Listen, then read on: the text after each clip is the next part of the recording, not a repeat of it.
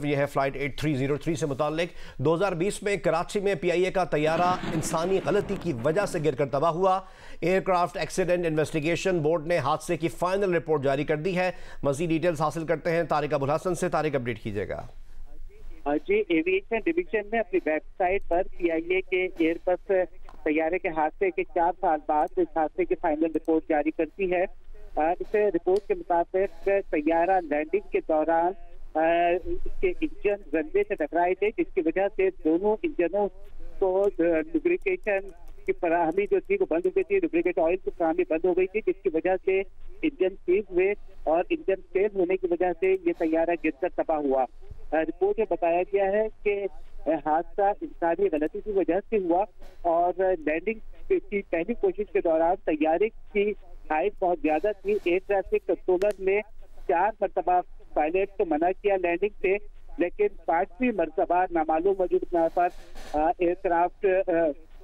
کو لینڈنگ کی اجازت دے دی گئی۔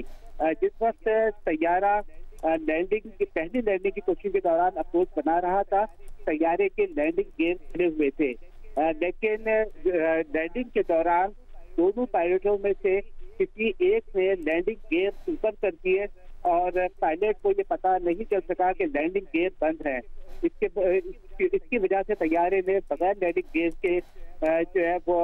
لینڈنگ کی پہلی کوشش کی۔ جس وقت طیارہ لینڈنگ کی پہلی کوشش کے دوران رن وے سے ٹکرایا ہے اور طیارے میں سے شعلے نکلے ہیں، جن سے اس بارے میں ایئر ٹریفک کنٹرولر نے پائلٹ کو نہیں بتایا اور پائلٹ سے جو ہے وہ گو راؤنڈ کے لیے دوبارہ طیارہ فضا میں بلند کیا۔ اور اس کوشش میں جب طیارہ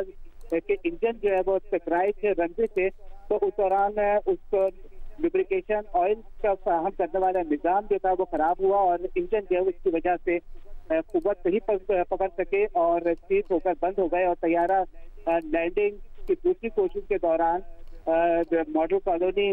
کے قریب، جو کہ کراچی ایئرپورٹ کے قریبی بستی ہے، وہاں پر آبادی کے اوپر گر کر تباہ ہوا۔ اس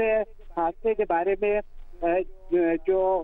انویسٹیگیشن رپورٹ میں پی آئی اے اور سول ایویشن اتھارٹی ان دونوں کو بھی ذمہ دار ٹھہرایا گیا ہے اور رپورٹ میں کہا گیا ہے کہ پی آئی اے فلائٹ ڈیٹا انالیسس نہیں کرتی تھی، یعنی جو بھی پرواز ہوتی تھی اس کے میں جو پائلٹ کا بیہیویئر ہوتا تھا، جو پائلٹ کی ڈیوٹی انجام دینے میں گرفتار ہوتا تھا، اس کا تجزیہ نہیں کیا جاتا تھا، جس کی وجہ سے جو دوران پرواز غلطیاں ہوتی تھی، پی آئی اے انتظامیہ اس سے آگاہ نہیں ہوتی تھی اور وہ غلطیاں دور نہیں ہو سکی۔ لینڈنگ پوری پرواز کے دوران رپورٹ میں بتایا گیا کہ پوری پرواز کے دوران دونوں پائلٹ یعنی کیپٹن اور فرسٹ آفیسر ان دونوں کے درمیان ہم آہنگی نہ ہونے کے برابر تھی اور ان میں فلائٹ ڈسپلین بھی نہیں تھا، اور اسی فلائٹ ڈسپلین کی کمی اور ایئر ٹریفک کنٹرولر کی ہدایات کو نظر انداز کرنے کی وجہ سے ہی جو یہ حادثہ ہوا۔ حادثے میں جو طیارے کے عملے اور مسافروں سمیت 99 مسافر طیارے میں سوار تھے، جس میں سے 97 افراد جو ہے وہ جاں بحق ہوئے تھے اور 2 مسافر جو ہے معجزاتی طور پر زندہ بچ گئے تھے، جبکہ اس حادثے میں زمین پر بھی 2 افراد کی موت واقع ہوئی تھی۔ جی، بہت بہت شکریہ طارق ہم تک تفصیلات پہنچانے کے لیے۔